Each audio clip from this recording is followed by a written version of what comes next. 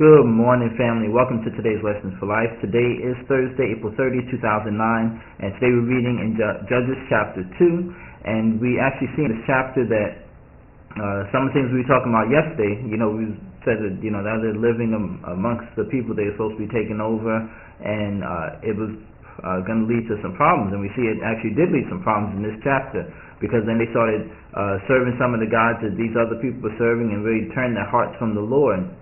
And it says that they did evil in the sight of the Lord. And what I want to bring up, what kind of stuck out to me in this chapter, aside from that, was how it said that the Lord actually was against them for evil. And it's really saying that, what they were experiencing appeared to them to be evil, but that was still the Lord, because what we want to pull from this chapter, or what I want to bring out from this chapter for you to remember, is that there's still only that one power.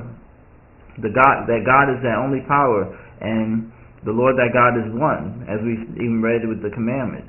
So there's only one power, and you can use it and experience good, or you can use it and see how you experience evil. Remember we talked before in Deuteronomy, it says you have before you the choice of blessings or curses.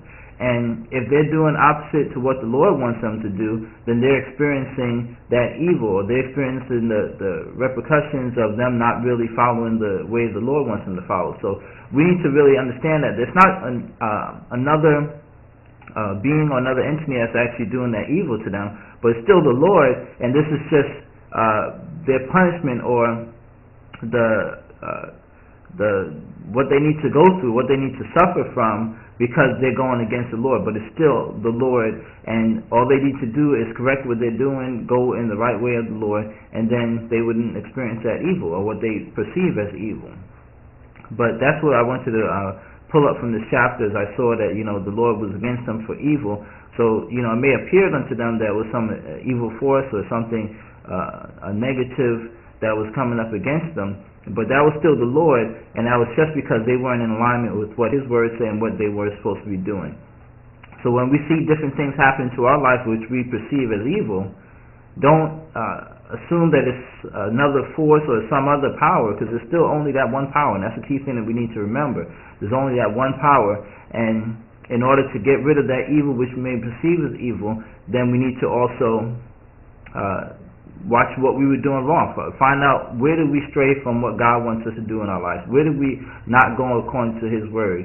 And fix that, and then we can get back into alignment with God, and then get rid of that evil and experience the goodness of God.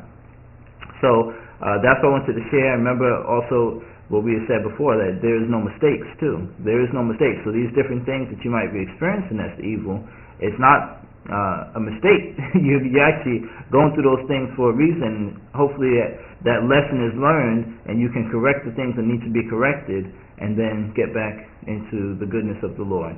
So with that is today's Lessons for Life. Create yourself a wonderfully blessed day today, and we'll talk again tomorrow.